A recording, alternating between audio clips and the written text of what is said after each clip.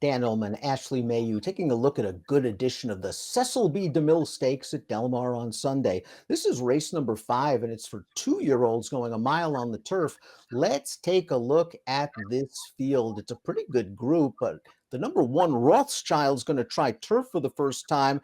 If he handles it, he's a factor. He's faced some top competition on dirt. He certainly has. Moved Prince of Monaco, even Wind Me Up and Next Level. I mean, he's faced very nice horses. Has he fared well in his last two? No, that's a different story. He hasn't been very competitive in those races, so they are going to try something new. And I feel like Offspring of Uncle Mo, yeah, they're pretty much versatile and they can do a lot of things. But I think looking at the other 8 in this field, Dan, there are a couple of horses that come off of really nice performances, whether it was sprinting or around 2 turns on the turf in their most recent outings, and a couple of others that return to the turf after getting back on the dirt and failing to fire. A couple of stretch out sprinters likely to be part of the pace as we throw up the time form US.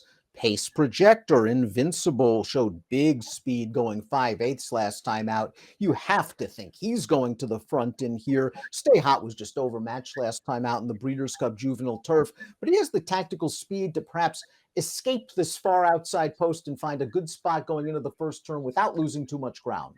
I think so. I think he's going to be able to get himself into a good position early on with the outside post. I know it's a field of 9. It's a little bit better than, say, having 12 or 11 runners, right? It does give him a little bit more towards the inside of the gate, and I agree. I think this is some class relief that he probably needs. And Rothschild, as we mentioned, the number 1, will be getting some class relief, dropping out of a couple of Grade 1 stakes races. You mentioned Uncle Mo, and I couldn't agree with you more. Just a super versatile stallion. They run well on turf and dirt. The female family, mostly dirt, although the second dam was multiple stakes placed on the lawn.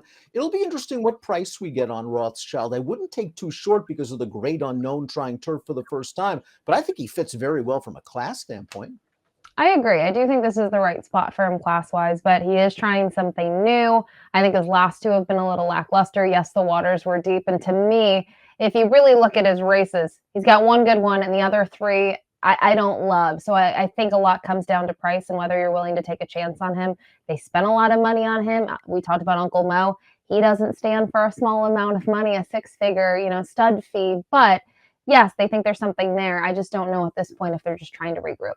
The number 2 is Miracle Mark, and he really found himself switching to turf and stretching out to this mile distance at Santa Anita last time out. Maybe the pace worked to his advantage. They ran 1-2 all the way around the track, but Miracle Mark looked strong in the stretch. And talk about pedigrees, he's a half to one of our favorite sprinters from recent years, Whitmore.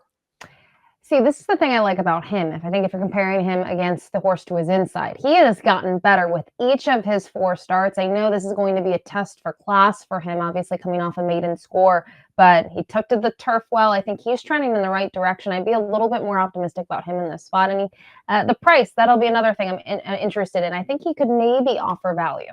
I think he will as well, jumping up out of that maiden victory and maybe catching some more pace. I think he can rate successfully. The 3 is Just a Guess, and Just a Guess has only raced once previously on turf. It was his best performance going a mile in his first start off of a short layoff. Now, keep in mind, this race is against fellow California breds, but I thought Just a Guess, for a second-time starting 2-year-old, showed a little bit of moxie. The trip worked out, but you don't see a lot of 2-year-olds willing to shoot on through along the inside. Nope, we talk about this time and time again with these younger horses. This takes a little bit of guts and courage, and some horses just earlier in their career don't have that yet. And I thought it was a good effort. My concern, though, would be what you said. He faced his fellow Calbreds, deeper waters. One of the also-rans from that race did come back to graduate, but against fellow Calbreds with only a 69 buyer. Lord Bullingdon is the number 4. This horse won his maiden against Stakes Company last time out. Let's watch that race at Santa Anita. Now, he bobbled pretty badly at the start and settled at the back of the pack. He did get some pace to attack. He got a clear run while the horse he had to beat, the filly who's just on the rail right now, got stuck, but I really liked this last 1/8 of a mile, a strong stretch kick. Yeah, it's never in question once he gets by, Mo Fox Given and a couple other horses in there. He just motors on home. He's able to draw clear there by almost 4 lengths. And one of the things I like about him is I think Michael McCarthy really liked him. They debuted him on the dirt. They gave him a little bit of time off. And would they reel him back in not only a turf event, but a Grade 3 event where he runs a really nice second behind Endlessly, who's been very impressive, was another winner in the following start. And I think they think he has some potential. They gave him another shot. on Breeders' Cup weekend at Santa Anita, and it all came together. So I'm very intrigued by him. I think he's got a huge shot against this field. The number 5, Invincible, expected to be the speed under jockey Joel Rosario. This is another son of Uncle Mo, and he's at a very fast pace in his most recent start, going 5/8 in his first start against winners at Del Mar. He tired. He has to get to the front, I think. I just think he has too much speed for this group. The key is he's going to have to learn how to relax on the backstretch. He's going to need to, because also when you look at his turf races, we're talking a mile to 6 furlongs, and 5/8 ended up being the right distance for him. And I do think to go now the other way around and stretch back out on distance, it's a tall task to ask him, knowing that he just has that keenness early on. And I think if he is just as keen as he is in his last couple, he's going to have tough times in the stretch. I don't think he has the stamina at a mile to sustain that. The number 6, Charge for Gold, is going to stretch out off of 2 sprints. I thought his debut race was pretty solid because he showed some tactical speed, and then when it was time for him to go, he went. He had a little bit of trouble last time out in the Speakeasy Stakes, so I'm going to take that running line with a grain of salt. Listed as a vet scratch at Santa Anita on November the 3rd, but Charge for Gold has upside, and I think he can get close to the pace. He does have upside, and I think looking at the way that he was able to win on debut compared to some of the other 5/8 races that we're comparing against, they weren't that quick. So I think the trip that he was able to get, he sat just off of it, and I think maybe he can work something similar at this distance where he can sit just off of it and make a late run. Last time out, I don't know what to make out of that effort, but they certainly did go quicker early on.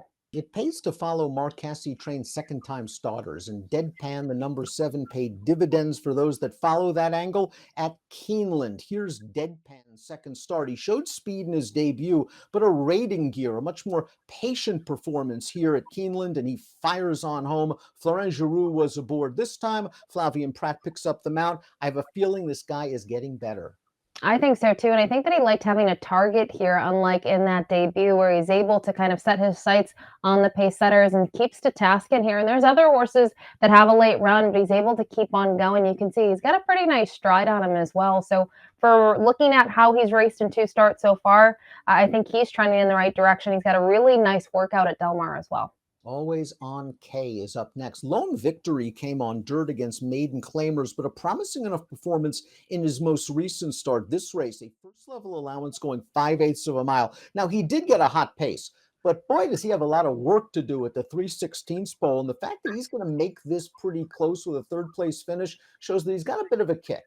Yeah, right before that, you could see he really was keen and starts making his move, and he's gobbling up ground stride by stride, but runs out of real estate. And looking at his running style, I know he's been last in his 2 races in those sprints, but I'm hoping that, knowing how fast those races went, maybe we could see him mid-pack early on, making a late run once again. The connections were very aggressive with the number 9 Stay Hot by running him in the Breeders' Cup Juvenile Turf off of a Perfect Trip maiden win, but he earned a significant buyer in that maiden win, a 77. He showed some tactical speed in the Breeders' Cup. Those horses are just too good for him at this time. He drops in class. I love his tactical speed. He's a strong contender. Hey, you know what? All in all, he only went off at 17-1 off that maiden score, and I think that was a deep field this year, so he did take a little respect.